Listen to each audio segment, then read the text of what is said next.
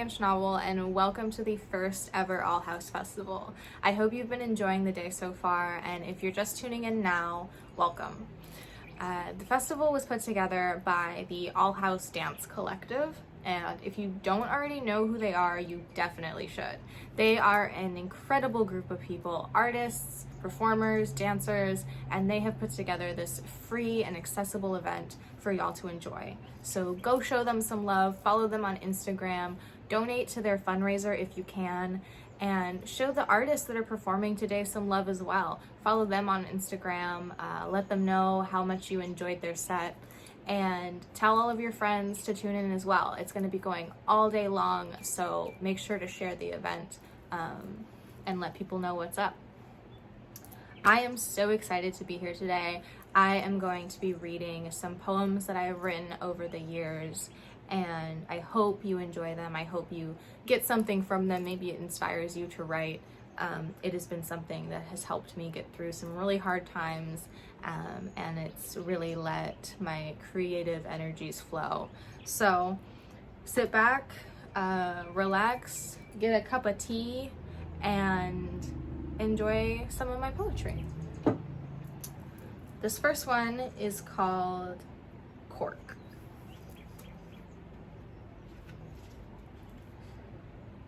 I am porous, many holes with bits of me spilling out like sprung leaks.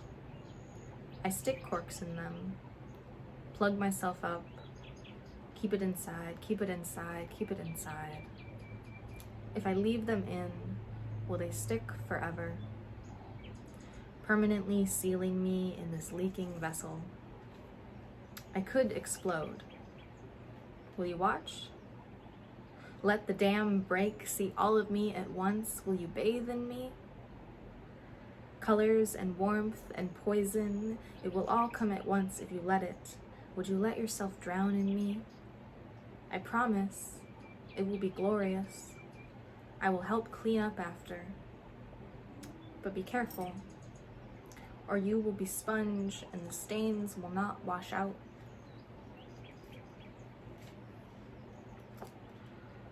This next one's called Skin.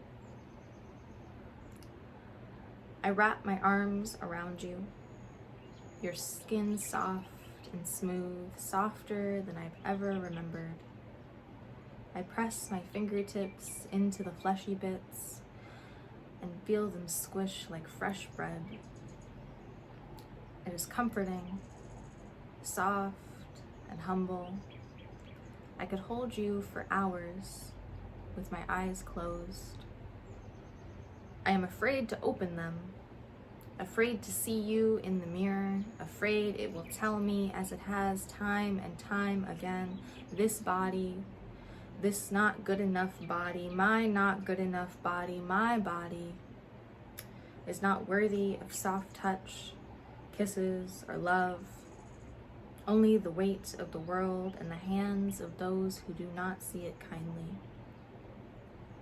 I hug you tighter, keep my eyes closed. I know you will be the only thing to keep me warm when the mirror breaks.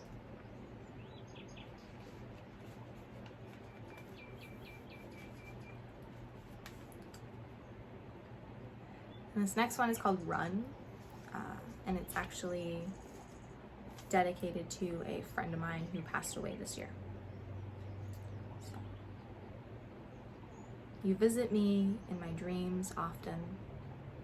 You join us for walks, lunch, moments, funny and charming, lively.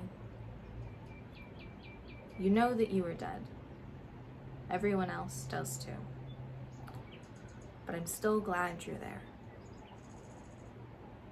And when I was running at sunrise for the third day in a row after hearing you talk and laugh in my dreams, I felt you.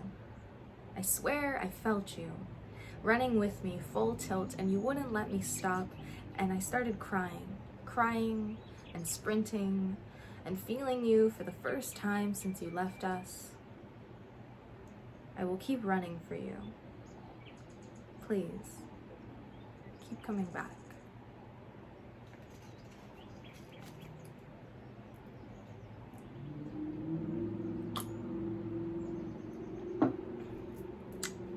This next one is called Banshee.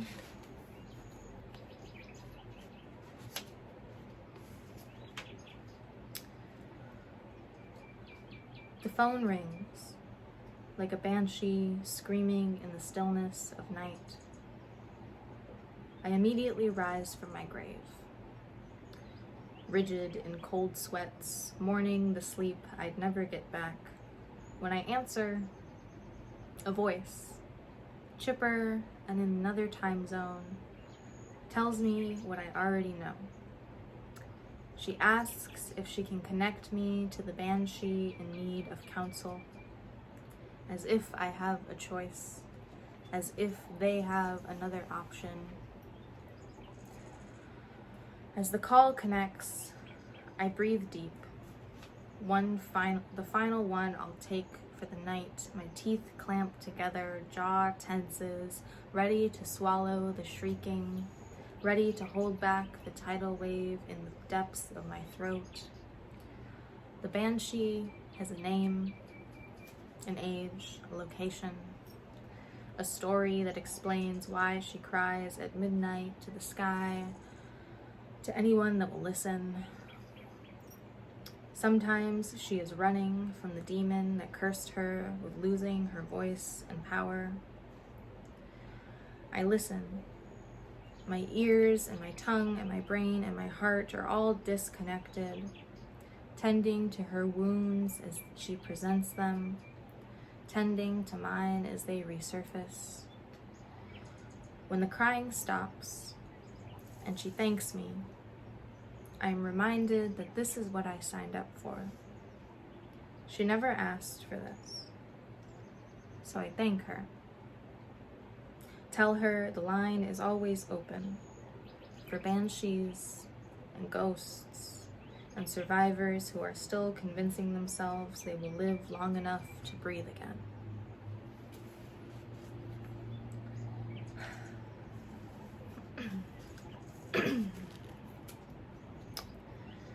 This next one is called Spoon. She carved herself hollow, like a child with old spoon shovel, to make room for everyone who needed shelter. Best friend in the side of her ribs, college roommate in her stomach, sibling under each arm, lover in the back of the throat, parents in the palms of her hands, and when they left, the sound of clattering silver and empty body fell short in the wake of loneliness and failure to keep anything inside long enough to stay warm.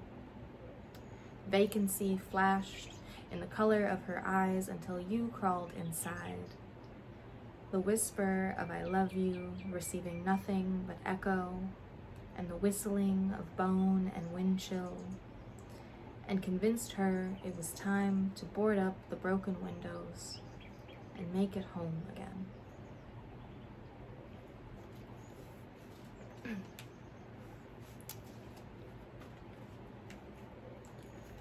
This next one is called Decomposed. I lay in the grass, let my sorrows seep into soil. I imagine the bugs crawling over my skin, sneaking into the cracks and pulling out the poison like honey. My body will feed them for months. I thank them for cleansing me, reminding me that I am larger than the things that make my skin crawl, and smaller than the life I was given, and that we are all just bodies of matter that matter only if we allow ourselves to. I am humbled by the earth, grateful for what it gives me, and for what it will take from me when I return my poisoned body, rebirthed and grown into roots stronger than I was.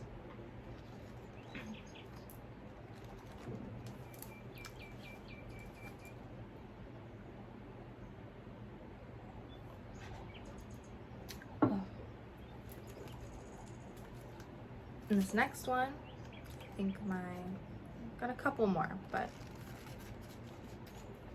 this next one is called Backseat Lover. I wish you'd get a new car. Because as much as we both love the damn thing, too much has happened. Too many memories have stained the upholstery and scratched the paint.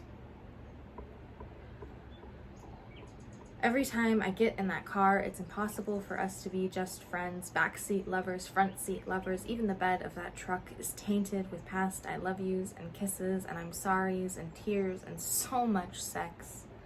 God.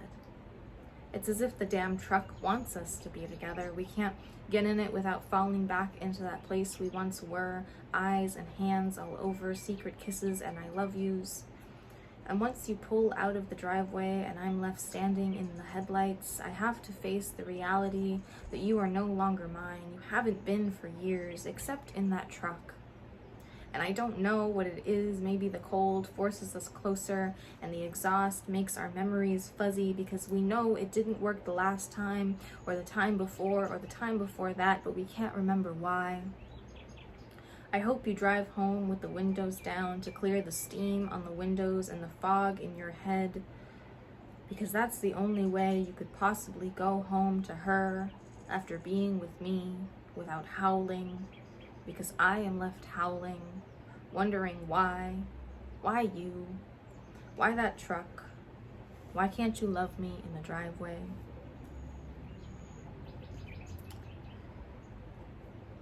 That was an old one. These last two are much newer.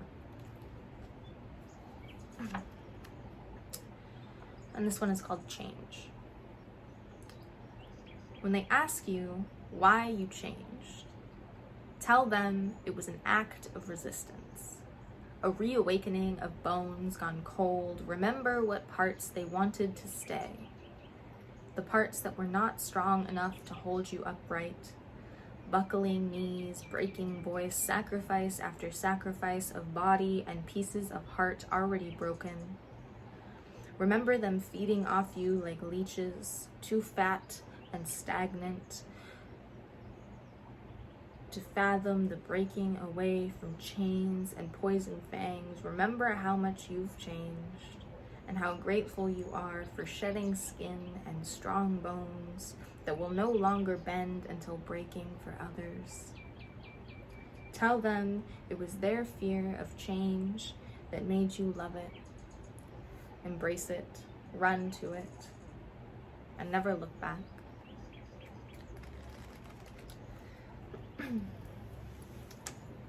This last one, actually, I printed because I wrote it on my laptop very recently. It's the last one of my set, and I really hope you guys have liked all the other ones so far. I hope you like this one. It's a love poem or a heartbreak poem. You tell me. When I realized, it's called For Her. When I realized I had always loved you, I fell to my knees. Like a humbling prayer, like God's smiting me down. I was always yours. Flashing back to all the times I pushed it down, afraid of scaring you away, afraid of you rejecting the world I had made for us together in my dreams. We are standing in front of the mirror together, putting cheap eyeliner on in the bathroom. I'm trying not to stare at you. So I stare at myself instead, wondering if I could ever be as pretty as you are. I look at you while you sleep. The only time I think I've ever seen you soft. I wonder how you comfort yourself while surrounded by demons. Sometimes I wish we had walked that path together, but instead we separated, split off in our own directions, met good people and bad people. We fought battles we didn't think we'd win. Who cared if we lost anyway? Did we ever stop running? I wonder how many scars we would have spared ourselves if we had just held each other instead of a blade or a bottle when things got lonely. But we are out of the woods now, I hope. And the demons have settled in our skin and in our hearts, and I don't know how to love you anymore. But I do it anyway. I watch you, wonder if I am anything close to what you need. I try to convince myself that I don't need you, not like that, not anymore. That I can watch someone else love you the only ways they know how, as if your patience and sacrifice to them will be enough to prove that you are worthy of a painless love. I promise I will never hurt you. I will only hold you and keep you warm and fed when you cannot find the strength to do it yourself. I won't come in too close or stare too long. I won't move too quickly, won't cause you to flinch and push me away. I will love you the way I loved you then, innocently and unconditionally. I promise to forgive you when it hurts. I already have. That was for her. And that was a bunch of poems that I have written over the years. Poetry has always been a big healing and like creative thing for me. And I hope you heard something that spoke to you or inspired you or touched some part of you. And I hope you guys enjoy the rest of this festival. You can follow me on Instagram at Megan Schnabel, and you can check everybody else out on Instagram and on YouTube and all of their other platforms. I hope you all enjoyed. Thank you so much for listening and for being a part of this, and thank you All House for inviting me to come and read to everybody, and I hope you all enjoy the rest of the show. I know I will. So, catch you next time.